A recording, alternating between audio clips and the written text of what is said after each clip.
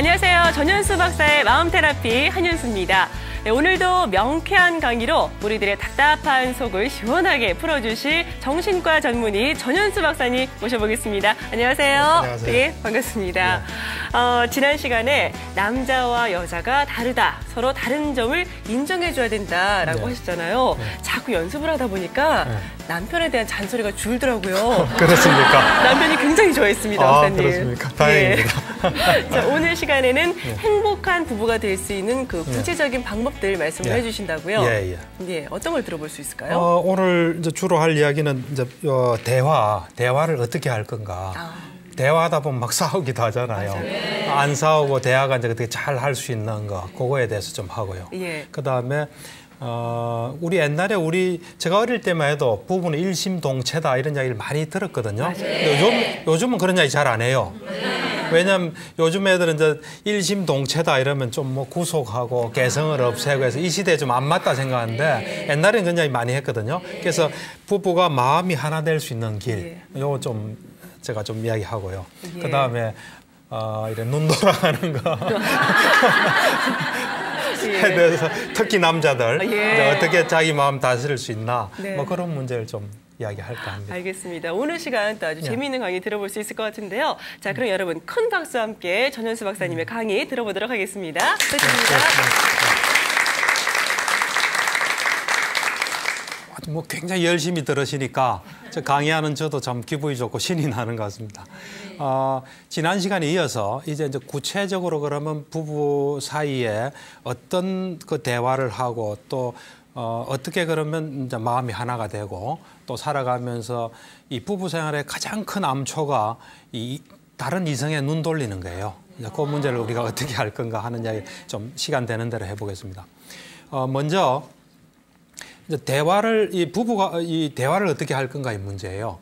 부부 사이에는 제가 볼 때는 오해가 없어야 돼요. 우리는 언뜻 저 사람이 내하고 같이 사니까 오랫동안 살았으니까 잘 알겠지 하지만 알게 모르게 오해가 굉장히 생겨요. 그렇기 때문에 언제나 나와 저 사람 사이에 오해가 있나 없나 뭔가 좀 미심쩍은 게 있으면 그거를 빨리 탁 알아채서 그걸 풀어야 돼요. 오해가 오해를 불러일으킬 수 있거든요. 그러니까 우리는 서로 다른 거예요. 서로 다르면서 안다고 생각하는 게 부부 관계예요. 그래서 부부 사이가 그런 건데 그래서 가능하면 하여튼 그 오해가 생긴 걸 없애야 돼요. 그래서 오해가 생긴 걸 없애기 위해서는 우리가 대화가 필요합니다, 사실은. 대화란 거는 사람들은 이제 말로 하는 걸 알아요. 근데 말 잘못하다가 막 싸웁니다. 그러니까 이 대화는 기본적으로 우리의 마음이 그냥 나올 수 있습니까? 말을 통해서 나오잖아요. 말이나 우리 표정, 우리 행동을 통해서 말이 나오거든요. 그러니까 어떤 사람이 하는 말이나 표정이나 행동을 따라 들어가면 마음이 있어요. 그러니까 이제 그 마음과 만나는 길이 이제 수단이 우리가 말이나 행동이나 표정이거든요. 그래서 여러분들이 말은 점잖게 하지만 표정이 그하면은 다른 사람이 볼 때 그 마음을 아는 거예요. 어떤 사람 보면은 자기는 화 안 났다고 말하는데 다른 사람 화난 걸 느껴요. 화가 일단 나면요 어떻게 하든 숨길 수 없습니다, 절대로. 내가 아무리 예의 바르게 이야기해도 그 속에는 화가 들어있어요. 그러니까 화가 나면 난 화를 인정하고 또 자연스럽게 하는 게 좋아요. 그러니까 자기는 이래요. 나는 화도 안 하고 예의 바르게 했고 그 사람이 이상하다 이런데 화나면 벌써 탁 옵니다. 여기는 없지만은 여기에 만약에 화초가 하나 있다. 그러면 여기는 알다시피 밀폐된 공간이잖아요. 에어컨도 켜고 이러니까 화초가 이게 견디기가 어렵잖아요. 그러면 그 화초가 참 안 됐겠다 하고 한 번씩 들어다가 이 바람 잘 드는 데다 한번 갖다 놓는 게 그 화초하고 대화하는 거라고 볼 수 있어요. 그러니까 우리가 부부 간에도 그런 상대방의 처지나 마음을 헤아려서 뭔가 하는 것이 어찌 보면 진정한 대화예요. 그러니까 말 하나도 안 해도 대화가 될 수 있는 거예요, 사실은. 그래서 우리는 마음은 하나도 안 변하고 말만 하다가 싸우면 그거는 어찌 보면 진정한 대화라고 보기 어렵습니다. 일단 하여튼 우리가 이제 말이라는 걸 떠나서 대화는 없으니까 이제 대화하는 그 방법을 좀 이야기하면요. 우선은 잘 들어주는 게 중요합니다. 우선 내가 먼저 시작하면 내가 충분히 말할 기회를 가지고요. 그리고 상대방은 충분히 들어주는 게 좋고요. 상대방이 먼저 시작하면 상대방으로 하여금 충분히 말하게끔 내가 기다려주는 거. 그리고 잘 들어주는 거. 귀를 기울여서 잘 들어주면요. 말하는 사람은 아, 저 사람이 나를 존중하구나 이걸 알게 돼요. 그리고 말하는 걸 들어주면 자기 속마음이 막 나와요. 처음엔 요 말만 해야지 했는데 나중에 다른 말까지 막 나와요. 그래서 상대방에 대해서 많은 걸 우리는 알게 돼요. 그러니까 아는 게 힘이에요. 그러려면 상대방을 잘 이렇게 존중해서 들어주면 상대방은 아, 나를 존중하구나 저 사람이 해서 기분도 좋고요. 그리고 자기 속에 있는 거 막 말하고 그러면 그 사람에 대해서 잘 알게 되고 그래서 우선 잘 들어주는 게 굉장히 중요합니다. 우리가 그렇잖아요. 남자든 여자든 뭐 가족이든 집에서 존중받아야 밖에 나와도 힘이 좀 있잖아요. 밖에 안에서 존중 안 하면은 밖에 나와도 자신도 없고 힘이 없잖아요. 그래서 일단 여러분들이 누구하고든 대화할 때 특히 부부는 더 하겠죠. 상당히 말하면은 그냥 잘 성심성의껏 딴 생각하지 말고 존중하면서 들어주는 그 자체가 굉장히 좋은 효과를 줍니다. 그래서 일단은 잘 들어주시는 게 중요해요. 뭐 속에 내가 동의하기 어려운 거, 좀 거슬리는 거, 뭐 그거는 거슬리는 건 거슬리는 거예요. 그거는 뭐 여러분들이 거슬리구나 하시면 됩니다. 그렇지만 잘 들어주세요. 그럼 그게 우선 대화에서 가장 중요합니다. 잘 들어주는 거. 그건 이제 남에 대한 존중이에요. 그러고 난 뒤에 이제 이상적인 대화는 이거예요. 내가 먼저 말을 시작했으면 내가 충분히 말하고 남이 말 끊으려면 좀 더 기다려라. 내가 말 충분히 하고 그다음 내가 충분히 한 만큼 남이 충분히 말하게끔 기회를 주는 거예요. 네, 그래서 또 나도 충분히 듣고 그러면 해결되는 문제도 있고 해결 안 되는 부분도 있겠죠. 그럼 그걸 가지고 또 내가 먼저 시작하면 내가 충분히 말하고 또 내가 충분히 말한 만큼 남이 또 충분히 말하게끔 하고 허용하고 그래서 또 조금 줄겠죠. 근데 어떤 이야기는 오늘 끝나지 않겠죠. 그럼 다음으로 넘기고 그게 대화예요. 그러니까 여러분들은 하여튼 공평하게 사셔야 돼요. 제가 전에도 한번 이런 이야기 했죠. 예. 내가 충분히 말하고 남이 충분히 말하게끔 들어주는 거예요. 예. 그게 제일 기본이에요. 대화에. 예. 그러니까 그다음 두 번째는 뭐냐면 이 대화할 때 상대방이 뭔가 옳은 말을 하죠. 그러면은 그걸 인정하는 게 좋아요. 설사 내하고 생각이 틀리고 내하고 싸우는 중이라도 옳은 말하면 아 그래 옳다 하고 싸우는 게 좋아요. 옳은 것을 무시하면요. 나는 옳은 걸 분명히 알잖아요. 내가 누구를 만나서 이야기 들었다. 아, 나 안 들었어. 이러면은 상대방을 우리가 어떻게 생각하겠어요? 무시하겠죠. 그죠? 그러니까 우리가 남이 하는 말이라도 옳은 맛은 언제나 받아들인 자세. 어린아이가 말하더라도 옳은 것은 받아들인 자세. 이게 굉장히 중요합니다. 그리고 상대방이 뭔가 절실하게 요구를 하죠. 그러면 내가 그걸 상대방 입장에서는 충분히 정당한 요구를 하죠. 그러면 그걸 받아주든지 받아주지 못하면은 내가 이러이러한 사정으로 못 받아준다는 걸 분명히 밝히는 게 좋아요. 상대방 입장에서는 충분히 할 수 있는 정당한 요구를 하잖아요. 그럼 그대로 수용해 주든지 그렇지 않고 이거는 내가 사정이 있어 못 받아줄 때는 그거에 대해서는 내가 당신 입장에서는 하지만 나는 이런 사정이 있다 해서 해주는 그것이 또 대화에서 돼야 돼요. 그다음에 이제 세 번째는 뭐냐면 대화하다가 말꼬리 잡는 거 그거 좋지 않아요. 말하다가 자 우리 한번 충분히 말해봐 해놓고 말하는데 너 왜 그래 생각해 이러면은 안 됩니다. 그러니까 내가 볼 때는요 말 내용이 중요한 게 아니에요. 충분히 말할 수 있는 분위기가 중요한 거예요. 틀린 말이라도 이 사람 앞에서 다 할 수 있는 관계 그것이 굉장히 중요합니다. 그래서 일단 요 세 가지라도 여러분들이 이제 충분히 하시고 뭐 이야기 들으면서 또 떠오르는 건 없습니까? 정말 이게 대화를 처음에는 기분 좋게 시작을 하다가도 예. 큰 소리가 나게 되고 자꾸 그렇죠. 이제 하다 보면 예. 해서는 안 될 말을 그렇죠. 이제 하게 맞습니다. 되는 경우도 예, 분명 맞습니다. 있는 것 같아요. 예. 본의 아니게. 좀 이따 제가 또 이야기하는데 네. 그러니까 이게 말하다가 사실은 여러분들이 항상 깨어있는 자세가 필요합니다. 깨어있는 자. 깨어있다는 건 뭐냐면 여러분들이 설거지할 때는 설거지하는 걸 알면서 설거지하시고 보통 설거지하면서 딴 생각하잖아요. 청소하면서 딴 생각하잖아요. 근데 청소하면서 청소하는 데만 딱 집중하세요. 그렇게 자꾸 훈련을 하다 보면 내가 말하면서 무슨 말 한다는 걸 알아요. 그러면 이상한 말 하면 스톱할 수 있어요. 그러면 아까 방금 이야기하신 대로 주어 담을 수 없는 말은 되도록 안 하는 게 좋습니다. 이 말을 해서 이게 극단적인 말이라든지 또는 아주 이 상대방 그러니까 조금 이 뭐랍니까 좀 현명하게 하는 말은 사실은 이 말 했을 때 반응을 좀 예상하면서 하는 게 제일 좋아요, 사실은. 그냥 막 하면은 어떤 반응이 올지 몰라요. 그러니까 너무 재는 건 그렇지만 자유롭게 이야기는 하지만 그래도 어느 정도는 조금 이래 그 전체적인 좀 감은 잡고 있는 게 좋습니다. 예. 예. 박사님 말씀 듣다 보니까 재미있는 조사 예. 결과가 하나 생각이 아, 났어요. 예. 그러죠. 부부 싸움 할 때 꼭 해서는 안 되는 말 베스트 5가 있거든요. 이 5가지 들으시면서 아, 내가 자주 하는 말인데 이런 게 있으시다면 한번 좀 생각해 보시기 바라겠습니다. 궁금하시죠? 자, 첫 번째입니다. 우리 이혼해. 두 번째가 당신은 항상 그래. 그렇게 말할 줄 알았어. 뻔하지 뭐. 이렇게 하는 경우. 세 번째가 난 그런 적 없어. 한 번도. 이렇게. 네 번째, 당신은 몰라도 돼. 내가 알아서 해.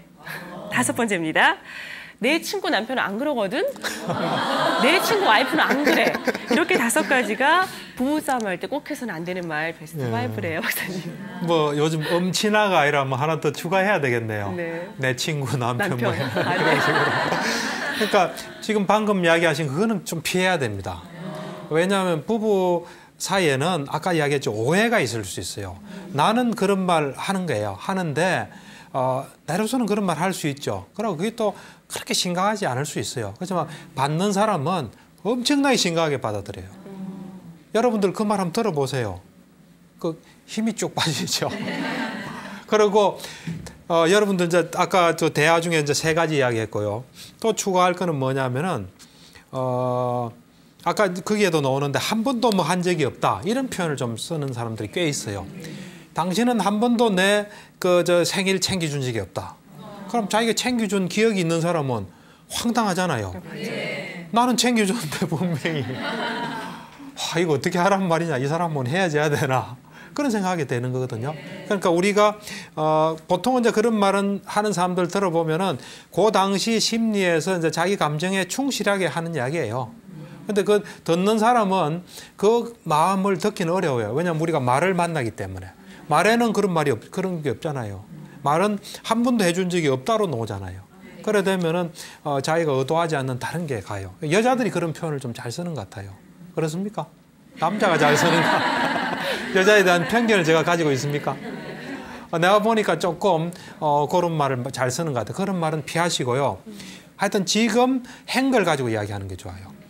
이번 결혼기념, 이번 생일을 당신이 안 챙겨줬다. 그건 확실하잖아요. 그죠?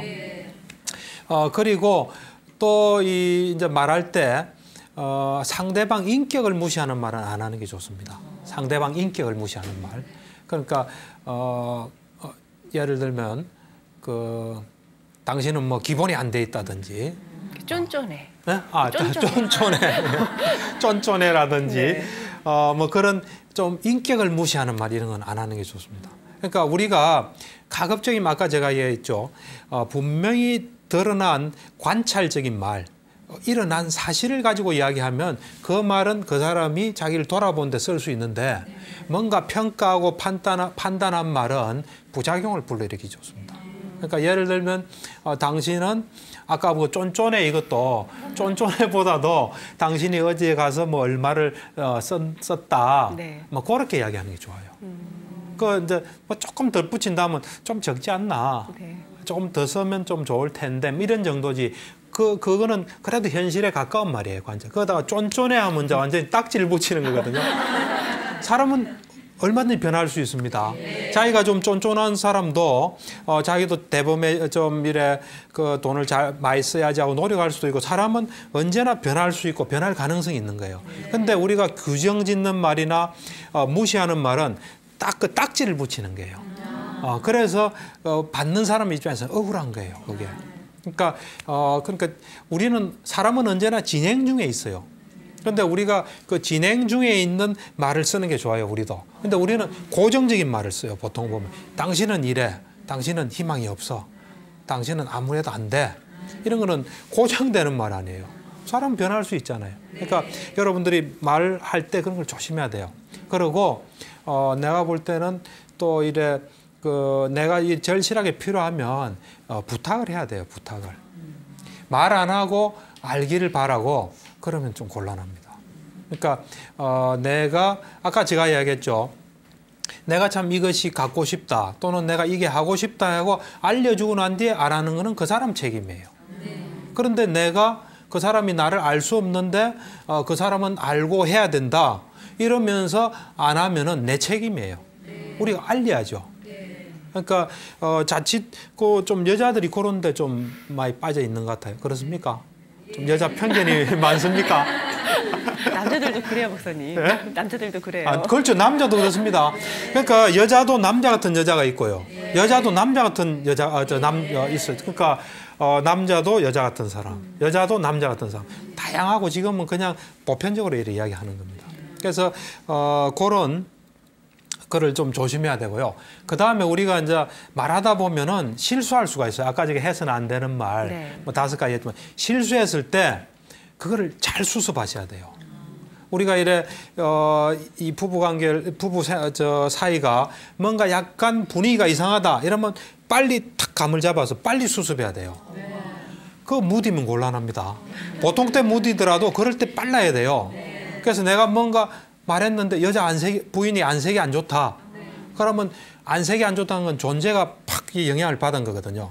그럴 때 빨리 수습을 해야 돼요. 어떻게 수습하냐면 내가 방금 이런 말을 했는데 그거를 왜냐하면 듣는 사람은 말한 사람의 마음을 몰라요. 또 어떤 과정을 거쳐서 그런 말이 나온지 모르기 때문에 내가 좀 속이 상하다 보니까 이런 말을 했다. 내가 그걸 뭐 심각하게 생각하고 하려고 하는 말이 아니고 그냥 툭 나왔다. 좀 기분이 나쁘다면 나왔는데 이건 내가 정말 잘못된 것 같아 하고 사과해야 돼요. 이건 남자든 여자든 관계없이 사과하고 그렇지만 내가 참 당신에 대해서 이런 점 참 고맙게 생각한다. 사실에 거짓말할 필요는 없어요. 그래서 한 번 더 균형 있게 이래 이야기해 주는 게 좋아요. 잘못한 건 잘못했다 그러고 또 그다음에 이거는 이래서 놓은 거고 나의 진정한 뜻은 이게 아니고 다음부터 내가 이걸 안 하겠다든지 그래서 상대방 그래도 사람은 뭐 기분 나빠서 필요 없다 하지만 그걸 듣고 마음이 누그러뜨려져요. 그래서 우리가 이 부부 사이에는 뭐 이렇게 생활하다 보면 뭐가 좀 이상한 분위기가 흐른다. 평소하고 좀 다르다. 남편이 뭔가 약간 좀 나를 대한 태도가 좀 다르다 하면 그걸 빨리 개입하는 게 좋아요. 그게 오래되면 안 좋아요. 그리고 우리가 이래 있다 보면은 남자들 같은 이런데 뭐 약간 묻어올 수도 있잖아요. 네. 오면은 그걸 보는 순간에 즉각 말하는 게 좋아요. 말해서 일단 말하고 그 다음에 거기서 말하는 걸 듣고 그 다음 또 이제 판단하는 게 좋은데 그거를 한 일주일 동안 생각하시면요. 막 수상한 눈으로 자꾸 보면요. 내가 이제 그쪽으로 가는 거예요. 그래 되면 나중에 사실을 들어도 사실 아닌 것처럼 느껴져요. 그러니까 부부 사이에서는 뭔가 이상 기류가 흐르면 그때 즉각적으로 반응하는 게 좋습니다. 그건 남자 여자 쌍방이 다 그렇게 해야 돼요. 휴대전화 이상한 하트가 막 찍혀 있다 이러면은 네. 바로 물어봐야 되겠어요. 바로 물어봐야죠. 바로 물어보고 거기서 또 이상하고 미심쩍은 게 있으면 그 다음 또 물어보고 이래야지 확실히 뭘 이래 요즘은 정거를 잡기 위해서 내지는 마음이 어떤지 자세히 관찰해 보자. 이러다가 잘못될 수 있습니다. 우리 마음이랑은 완벽하지를 못해요. 관찰하다가 어느 날까지는 바로 가다가 이상하게 가는 수가 있어요. 자기가 된 자기 그게 넘어가는 거죠. 예.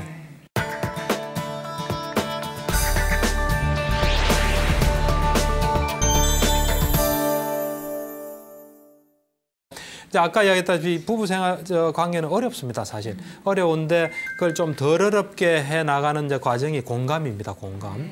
공감이라는 거는 상대방을 있는 그대로 아는 거예요, 사실은. 그래서 공감 훈련을 자꾸 하는 게 필요합니다. 공감 훈련은 어떻게 하냐면은 공감이라는 거는 실제 상대방 속에 일어난 걸 그대로 보는 거거든요. 그걸 볼 수 있겠습니까? 볼 수 없죠. 그러니까 이제 불교에서는 수행을 많이 하면 타심통이라는 게 있습니다. 타심통이 열리면은 그대로 보는 거예요. 근데 우리는 그런 거 없지 않습니까? 그래서 이제 보려고 노력해야 되는데 그걸 이제 우리는 공감 훈련이라 그러거든요. 그거를 이래 자기가 저 사람한테는 힘들어, 난 딸이 힘들어, 아들이 힘들어, 남편이 힘들어, 뭐 부인이 힘들어, 처가 힘들어 이럴 때는 그 하루에 한 번 정도 조용한 시간에 이래 눈을 감고 그 사람을 맨 마지막 본 모습 있죠. 그거를 이래 자꾸 보세요. 보는데 보통 보면 자기 감정이나 막 여러 가지 생각들이 떠오르거든요. 그러면 그걸 자꾸 내려놓고 있는 그대로 자꾸 보세요. 그걸 한 달이고 두 달이고 하면은 뭐가 탁 보여요. 보이면서 그냥 같이 이래 호흡할 수 있는 상태가 됩니다. 그게 제일 좋은 방법이에요, 제가 볼 때는. 그러니까 이 공감은 대인관계도 마찬가지예요. 직장에서 나를 괴롭히는 상사가 있다. 그러면은 이래 가만히 보면 그 텀이 보여요. 예. 우리는 자칫하면 상대에 대해서 방어적이 되기 쉬워요. 근데 그걸 해보면은 그 사람도 약한 사람이에요. 두려워하는 게 있고. 그럼 거기서 만날 수 있는 거예요, 우리는. 우리는 뭐 김정일이 하면 겁이 난다 이러지만 김정일을 보면 김정일이가 두려워하는 게 있거든요. 거기서 우리는 만날 수 있는 거예요. 그래서 공감 훈련을 하는 게 좋고요. 그 다음에 이제 부부 사이에서 싫어하는 마음이 좀 생겨요. 좀 꼴보기 싫고 싫어하는데 그때 조심하셔야 돼요. 그때 잘 다스리셔야 돼요. 그걸 우리가 싫어하는 마음이 들잖아요. 그럼 그걸 가만히 놔두면은 싫어하는 쪽으로 자꾸 마음이 가요. 그리고 우리 뇌가 이 구조가 어떻게 돼 있냐면 이거는 이거다 이러면 이제 그쪽으로 자료를 찾아요, 보통 보면. 그래서 옛날에 제가 어떤 프로그램에 참가를 했는데 거기에 싱가포르 사람이 와서 이제 강의를 하는데 이 사람이 이런 이야기를 하더라고요. 자기는 전에는 차에 관심이 없었대요. 없는데 자기가 이제 차에 관심이 생겼대요. 그래서 뭐 예를 들면 뭐 벤츠에 관심이 이제 생긴 거예요. 그전에는 자기가 그전에 뭐 길거리 갈 때는 벤츠가 하나도 안 보였대요. 이제는 여기도 벤츠, 저기도 벤츠래요. 관심이 생기면 그걸로 가는 거예요. 그래서 우리가 싫어하는 마음이 생기잖아요. 그럼 싫어하는 쪽으로 자꾸 가면서 그것들이 자라게 돼요. 그래서 남편 싫어가지고는요, 좋은 거 하나도 없어요. 부인 싫어가지고 좋은 거 하나도 없어요. 싫어하는 마음이 생길 때 잘 다스리셔야 돼요. 그러니까 벌써 그런 마음이 이제 자리 잡게 되면 그걸 또 해결하는데 어렵습니다. 그래서 우리가 살아가다가 저는 이런 생각을 합니다. 그 부부간에 저 사람이 최고다 이래 생각해야지 편하지. 저 사람이 시원찮다 생각하면 자기도 별로 안 좋은 거예요. 제가 이런 어떤 책에서 이걸 봤는데 어떤 사람이 목수였어요. 목수인데 이제 평생을 집을 지은 거죠. 그리고 이 사람이 이제 은퇴할 나이가 된 거예요. 자기도 이제 자기 시간도 갖고 싶고 가족들하고도 시간도 가지고 싶어서 이제 자기하고 이 조가 돼서 항상 일했던 그 사장한테 내가 이제 그만 집 짓는 일을 그만하고 싶다. 그래서 내가 이제 그만하겠다 하니까 이 사람 참 집을 잘 지었거든요. 이제 안타깝죠. 그렇지만은 이야기를 들어보니 그럴 수밖에 없으니까 그럼 그렇게 해라 하면서 그 대신 내 부탁을 하나 들어달라. 마지막으로 집 한 채만 지어주고 이제 그만두라 하니까 청을 거역할 수는 없잖아요. 요구를. 그러니까 그럼 하나 지어주겠다는데 이미 이제 그때는 마음이 떠난 거예요, 이 사람이. 집도 이제 대충 짓고 자재도 대충 쓰고 그러니까 집을 다 지어서 이제 가져간 거예요. 가져가서 이제 사장 보고 집 다 지었다 하니까 사장이 키를 주면서 이게 당신에게 주는 선물이다 그래서 자기가 살 집을 지은 거예요, 엉망으로. 우리가 똑같아요. 우리가 살 집에는 남편이 중요한 가구 내지는 중요한 그 집에 있는 물건이에요. 물품이에요. 부부가. 그걸 잘 우리는 해야 돼요. 그걸 잘못한다는 건 엉망으로 집 짓고 있는 거예요. 내가 생각할 때는요. 그래서 나한테 영향 주는 것은 내가 살 집인 거예요, 다. 그래서 내 이웃도 내가 사는 집이에요. 내 남편은 말할 것도 없어요. 내 딸, 아들 전부 다 내가 사는 집이에요. 그 집을 잘 지어야 돼요, 우리는. 지금도 집을 짓고 있는 거예요.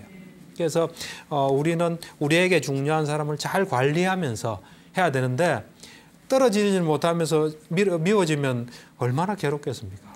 안 그래요? 그래서 우리가 사실은 저는 좀 뭐 이래 극단적으로 이야기하고 좀 함부로 이야기할 때 우리가 결혼해서 딴 남자 보고 딴 여자 보는 건 헛물 켜는 거라 봐요. 그거는 진정으로 갈증도 안 되면서 자꾸 하는 거. 어디 뭐 가려서 자꾸 긁는 거 비슷한 거예요.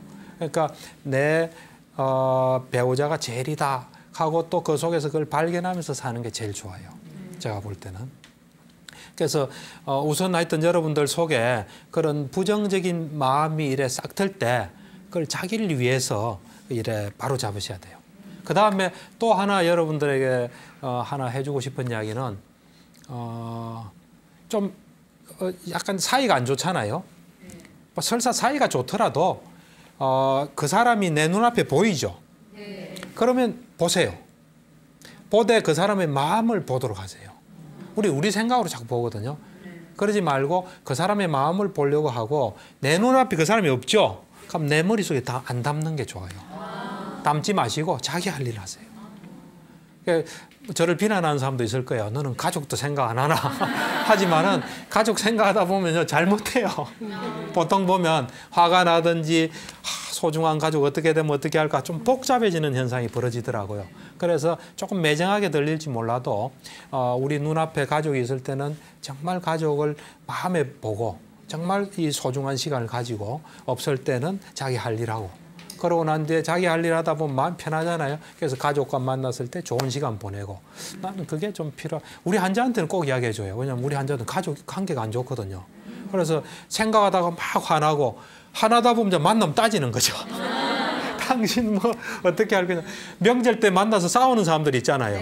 그 평소에 막 생각하다가 이제 따질 시간은 그때뿐이잖아요. 그럼 막 싸우고 그래요. 그러니까 제가 볼 때는 제가 이야기하는 건 새겨서 잘 들으셔야 돼요. 가족이 서로 생각하고 아끼고 그거 안 해라는 거 아닙니다. 자칫 잘못 생각하다 보면 우리가 문제가 생기기 때문에 그것도 하나의 방법이에요. 그렇게 하는 것도 도움이 될 수 있습니다. 그리고 가족하고 같이 있고 또 남편하고 같이 있는데 예. 왜 외로울 때가 있잖아요. 그렇죠. 그럴 때는 어떻게 하면 돼요? 그러니까 저는 사실은 뭐 자꾸 저는 아마도 좀 냉정한 이야기를 많이 하게 되는데 외로움은 의존심이 있다고 저는 봅니다. 외롭다 이건 잘 보세요. 상황이나 누가 나를 외롭지 않게 해주길 바라는 거예요. 어째 보면. 내가 외롭지 않도록 노력하는 게 중요합니다. 그러니까 외로움을 느낀다는 것은 어째 보면 누가 나를 뭐 어떻게 해주길 바라는 거예요. 그거보다는 내가 외롭지 않게 또 하고 좀 저는 이래 생각해요. 저는 아마도 이제 환자를 많이 보다 보니까 이런 건데 저는 배우자가 자기 하는 걸 막지만 않으면 좋은 배우자라고 생각해요. 네. 왜냐하면 저는 막는 사람을 하도 많이 봤거든요. 여러분들 안 막으면요. 이 시간에 자유롭게 얘기 있게 해주면 좋은 배우자라고 생각하세요. 예. 그렇게 우리는 좀 생각하고 나의 즐거움이나 행복은 내가 찾는 거예요. 딴 남자하고 뭐 딴 여자하고 찾는 그런 게 아니고 내 인생의 의미, 내 시간은 내가 잘 활용하는 거예요. 그렇게 좀 생각하는 게 좀 좋을 거예요. 제가 오랜 경험에서 볼 때 왜냐하면 우리가 배우자한테서 뭔가 재미도 찾고 이러면 그건 참 해주기 어려워요. 미묘하거든요. 어떻게 행복하게 해줘요. 그 사람 마음에 있는데. 그러니까 그게 잘못될 수 있는데 이제 그래서 저는 좀 극단적으로 내 하는 일만 막지 않으면 좋은 배우자다. 그러고 자기 살 길 자기가 찾는 거예요. 자기 행복도 자기 시간. 우린 시간을 쓰다 가는 존재예요. 언젠가 우린 죽습니다. 시간을 잘 쓰는 사람은 잘 사는 사람이에요. 돈이 아무리 많아도 시간 잘 못 쓰면 잘 못 사는 사람이에요. 이 귀중한 시간을 우리가 순간순간 잘 쓰면서 사는 게 잘 사는 거예요. 이렇게 행복한 부부가 될 수 있는 대화 요령, 마음을 맞춰갈 수 있는 그런 맞추는 과정에 대해서 쭉 말씀을 해주셨잖아요. 솔직히 이런 부분들은 노력을 하면 어느 정도 극복할 수 있는 부분이 있는데 그렇죠. 요즘에 이혼하는 그 원인을 보면 배우자의 외도가 많다 맞습니다. 또 이런 결과도 있었어요. 그 이야기를 아마 좀 하겠습니다. 그 약간 이전에 이제 마음이 하나 되는 길. 우리가 옛날에 그 일심동체란 말 많이 썼지 않습니까? 근데 실제는 이심이체예요. 마음도 둘이고 몸은 다른 거예요. 일심하면 마음이 하나고 동체하면 몸이 같다는 거 아니에요. 실제는 이심이체예요. 이자는 다를 이자를 써서 마음도 두 개고 몸도 다른 거예요. 몸이 다르다 보니까 좋아하는 것도 달라요. 나는 뭐 이래 한식이 먹고 싶고 다른 사람은 스파게티가 먹고 싶을 수 있는 거예요. 그러니까 실제는 이심이체인데 그래서 제가 이제 많이 배운 그 정신과 원로 선생님 그러시더라고요. 실제는 이심이체인데 그 이심이체를 받아들이고 존중하는 마음이 일심동체다 그러시더라고요. 그것도 굉장히 탁월한 해석이에요. 근데 이제 뭐 그렇게 생각하고 살았죠. 살다가 이제 저는 뭐 불교 공부를 좀 하다 보니까 불교 경전을 봤어요. 경전을 보니까 일심이 되는 길이 있더라고요. 그걸 여러분들한테 좀 소개할게요. 이제 초기 경전 앙구따라 니까야라는 경전이 있습니다. 거기 보면 그 세 사람이 나와요. 아누루따라고 불교에서는 굉장히 유명한 사람입니다. 10대 제자 중에 한 사람이고 천안통일에서 멀리 걸 보는 그런 이제 아주 탁월한 그런 제자인데 그 세 분이 이제 깨달음을 얻기 전에 수행할 때 이야기예요. 그러니까 하루는 부처님께서 그 세 사람이 수행하는 데를 찾아가요. 찾아가서 이제 서성으로서 점검을 해요. 첫 번째가 이제 먹는데 자는데 뭐 이런데 불편이 없나 이걸 체크해요. 그러니까 불편이 없다니까 두 번째는 서로 화합해서 잘 지내나 이걸 또 체크해요. 세 번째는 열심히 노력하나. 네 번째는 열심히 노력해서 뭘 경험했나 이걸 다 체크해요. 근데 제가 그 중에 화합해서 지내나 이 부분을 볼 때 일심의 가능성을 제가 발견했어요. 그 이제 세 사람이 깨닫기 전이니까 우리하고 비슷한 거예요. 우리도 할 수 있는 거예요. 이분이 이래 대답해요. 부처님께서 어떻게 화합을 해서 잘 지내야 될 텐데 그렇나 하니까 이 사람이 하는 말이 이런 이야기래요. 내가 이 두 사람하고 같이 생활하는 건 참 나에게 이득이 되고 의미가 있다. 그래서 나는 이 사람들하고 같이 있을 때나 또 이 사람들이 없이 혼자 있을 때도 내 머릿속으로나 또 내 말이나 행동으로 이 사랑이 담긴 자애의 마음을 표현한다 그랬어요. 같이 있을 때도 전제 조건이 내가 이 사람들하고 같이 생활하는 건 너무나 참 이익이 되고 의미가 있으니까 내가 그 사람들한테 말로나 어떤 행동으로나 표정으로나 생각으로나 사랑스러운 마음을 가지는 거예요. 그러고 없을 때도 그러고 그게 이제 두 번째 단계. 그 다음에 나아가서 이제 일심이 되는 거예요. 그래서 내가 가만히 생각해 보니까 차라리 내 마음을 없애버리고 이 두 사람의 마음으로 내 마음을 삼아야 되겠다. 이래요. 자기 마음이 없어지는 거예요. 그 놀라운 사실은 다음에 또 다른 사람한테 또 물어봐요. 부처님이. 너는 어떻게 화합에 지내는가? 똑같은 대답을 해요. 그 말은 사람은 세 사람인데 마음은 하나인 거예요. 싸움이 있을 수 있겠습니까? 무슨 갈등이나 뭐 충돌이 있을 수 있겠습니까? 그걸 제가 보고 일심 이체는 어쩔 수 없어요. 몸은 달라요. 그러니까 일심은 가능하다는 생각을 했어요.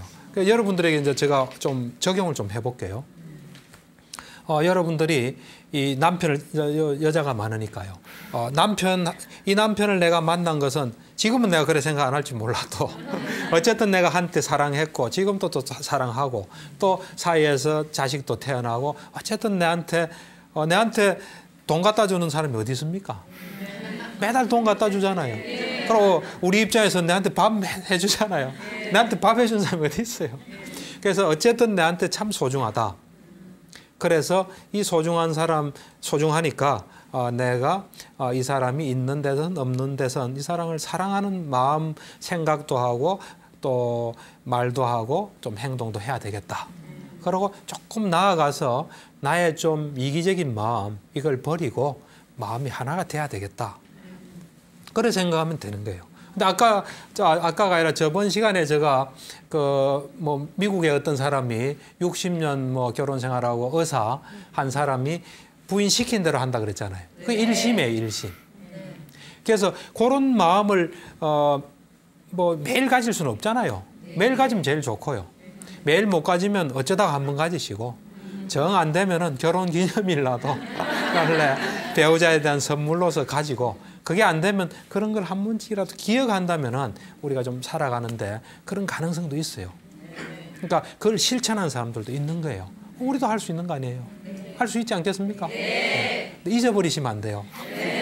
어떻게 가능하겠습니까? 예, 배우자가 없을 때도 이제 많이 예뻐해줘야 말씀하셨으니까 그렇죠. 남편 출근하고 이제 전화로 친구랑 남편 흉 보고 이러면 안 되겠네요.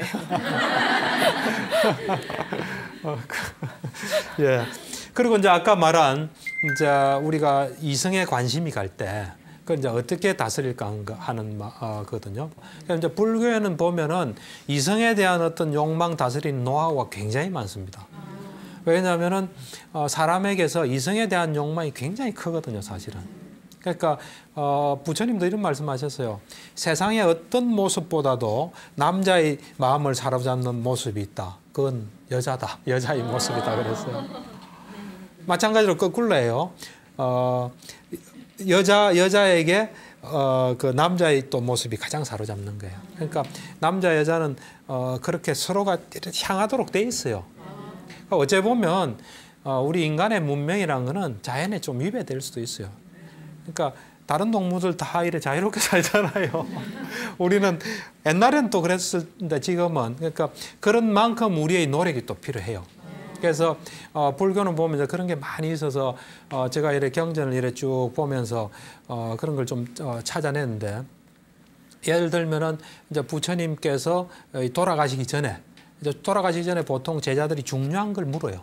이제 부처님을 25년간 모시고 살았던 아난다라는 그 시자가 있어요. 우리 불교 경전 보면 나는 이렇게 들었다는 거 전부 아난이 들은 이야기예요. 그거를 이제 말하면은 다른 사람들이 맞다 하면 그게 다 경전이 된 거거든요. 그 아난다가 부처님 지금 돌아가시기 전에 중요하니까 물었을 거 아니에요. 여자를 어떻게 해야 됩니까? 물어본 거예요. 여자를 어떻게 해야 됩니까? 부처님께서 뭐라 대답했겠습니까? 보지 마라 그랬어요. 우리 같은 만나지 마라 그랬어요. 너 부인 아닌 사람 만나지 마라 그랬겠죠. 만나지 마라. 그러니까 또 안 하니 혹시 만나게 되면 어떻게 해야 됩니까? 하니까 뭐라 했겠습니까? 말을 하지 마라. 요즘 말을 섞지 마라.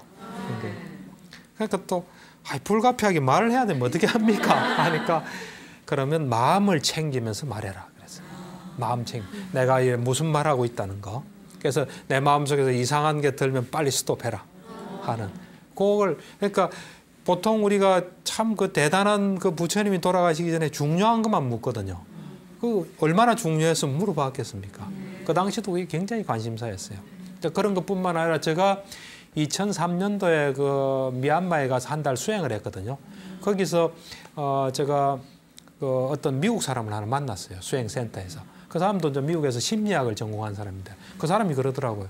자기가 이제 남자인데 자기가 옛날에는 참 여자 때문에 힘들었다. 근데 이제는 여자에 대한 건 자기는 걱정 없다. 그러면서 이야기를 당신 환자들한테 가서 이야기해 주라 그러더라고요. 그래서 뭐냐 하니까 뭐 거창한 것도 아니에요. 자기는 여자에 대한 어떤 욕망이 탁 떠오르면 그걸 딱 본대요. 보면 싹 사라진대요. 저도 100% 동감합니다. 그건 분명해요. 우리가 담배 피우고 싶은 마음이 딱 들죠. 그걸 딱 보면 없어져요. 사실은 보면 없어져요. 여러분도 노력하면은 뭐 안 좋은 게 들잖아요. 그럼 그걸 딱 보면 없어집니다. 그래서 일단은 이제 그렇고 이제 마지막으로 구체적으로 제가 좀 방법 제시를 하면은 이게 또 이제 경전에 있는 이야기인데 그 당시에 왕이 아주 젊고 잘생긴 그 남자 스님한테 물어봤어요. 당신같이 젊고 잘생긴 이 젊은 사람이 당신은 어떻게 평생을 여자 이런 것도 없이 청정한 그 수행생활을 할 수 있나 하니까 이제 대답을 해요. 첫 번째 어떤 대답을 하냐면은 이런 이야기를 해요. 나는 부처님에게 들었다. 부처님께서 여자를 보면 나이가 많은 여자를 보면 어머니라 생각하라고 들었다. 어머니라 생각하는 거예요. 그 다음에 내 누나뻘 되는 사람 만나면 누나로 생각하는 거예요. 내 동생뻘 되는 사람 만나면 동생이라 생각하고 내 딸뻘 되는 사람 있으면 딸이라고 생각합니다. 그랬다 이야기하는 거예요. 그러니까 하나의 방법이에요, 그것도. 그러니까 이제 왕이 그거 가지고는 안 된다는 생각을 한 거예요. 그거 말고 다른 또 방법이 있나 하니까 이제 또 그 다음에 또 이야기를 해요. 한 부처님께서 우리 보고 우리가 눈으로 뭘 볼 때나 귀로 들을 때나 또 코로 냄새를 맡을 때나 혀로 맛볼 때나 몸으로 뭐 접촉을 할 때나 정신으로 뭐 정신작용이 일어날 때 그때 감각기관을 잘 지키라 했다. 이건 참 세 번째 방법이에요. 두 번째 방법이 뭐냐 하면은 두 번째 방법이 부처님께서는 우리에게 우리 몸은 32가지 부분으로 구성되어 있다. 그거는 불결한 거라 그랬다. 그래서 나는 항상 그거를 본다. 여자를 볼 때도 32가지로 본다. 32가지가 뭐냐면 머리털 또는 몸털, 그다음에 뭐 이빨, 살갗 뭐 이런 그 32가지, 콩팥 뭐 이래가 몸을 불교에서는 32가지로 봐요. 그래서 이제 불교적인 기본 입장은 뭐 영혼이나 이런 게 있다고 보지는 않고 그 부분들이 기능을 한다 보거든요. 그래서 자기는 평소에 그렇게 본다. 그러니까 그것도 마음에 안 들었던 것 같아요. 그거 말고 이러니까. 그러니까 아까 이야기했던 눈으로 볼 때, 귀로 들을 때 감각기관을 잘 지키라 했다. 눈으로 볼 때 전체적인 상도 취하지 않고 부분적인 상도 취하지 말라고 했다. 여자를 볼 때 전체적인 상은 여자구나 하는 거예요. 부분적인 상은 저 사람 옷이 멋있구나 이런 거예요. 그거 볼 때 그걸 일으키지 말아야 했다. 그러니까 이 왕이 그거 참 괜찮은 말 같아. 나도 후궁의 처소에 들 때 내 이 감각기관을 잘 지키면은 마음이 이렇게 흔들리지 않는다 하면서. 그래서 그 세 가지 방법이 적용될 수 있어요. 그래서 요약하면은 어떤 사람을 볼 때 그 나이 또래의 어머니나 이래 보고 또 조금 하나가 제가 생각하는 건데 그 사람에게 또 소중한 가족이 있다. 우리는 그 대상만 딱 자기 욕망 충족의 대상으로 봐요. 그 사람을 아끼는 뭐 다 있는 거 아니에요. 여자 같으면 남편이 있고 내지는 뭐 다 있을 수 있죠. 그걸 보는 거예요. 그래서 이제 두 번째 방법은 우리 몸을 볼 때 그 어떤 우리는 멋있다 이래 보잖아요. 부분으로 보면은 다르게 보이겠죠. 그래 보거나 세 번째는 이제 그 감각기관을 잘 지키는 거예요. 그러니까 이제 제가 상담하다가 어떤 20대 아직 미혼인데 그 자기 그 직장에 이제 그 결혼한 어떤 기혼 상사한테 자꾸 마음이 간대서 제가 이 방법을 이야기하니까 자기는 첫 번째 방법이 제일 좋대요. 그거 한번 실천해봐라 이런 이야기를 한 적이 있습니다. 그래서 우리가 일단 살아가다 보면 꼭 뭐 남자뿐만 아까 말한 건 다 적용되는 이야기예요. 그래서 이성에 대한 걸 잘 지키는 게 좋습니다. 되도록이면 제가 볼 때는 안 맞는 게 좋고요. 또 안 보는 게 좋고 만나면 말 안쓰러 안 하는 게 좋고 그렇게 사는 게 제일 행복한 길입니다. 저는 누가 애인 있다면 골치 아프겠구나 이런 생각해요. 부럽다 생각하지 않아요. 예. 아까 부처님 말씀 중에서도 이제 여러 부분을 인용을 해주셨는데 저희는 아무래도 병원을 이제 찾은 분들 가운데서 마음을 좀 잘 다스려서 그런 부분을 좀 극복한 경우를 말씀을 더 해주시면 더 와닿을 것 같아요. 보통 이제 저 경우에는 이제 그런 경우는 사실 외도해가지고 오는 경우가 꽤 있거든요. 오는데 보면은 그 사람이 외도할 수 있는 그 어떤 시스템이 돼 있어요. 예를 들면 어떤 남자들은 누가 인정해주면 되게 좋아하는 사람이 있어요. 인정받기를 좋아하는 사람. 또 그리고 또 이제 성욕이 좀 있는 사람이든지. 그래서 그런 것들을 우리가 이제 하나하나 이래 바꿔주는 거죠. 바꾸어서 그 사람이 어디 가도 좀 안전한 사람이 될 수 있게끔. 그래, 바꿔줍니다. 예. 시간이 다 된 것 같은데. 예. 알겠습니다.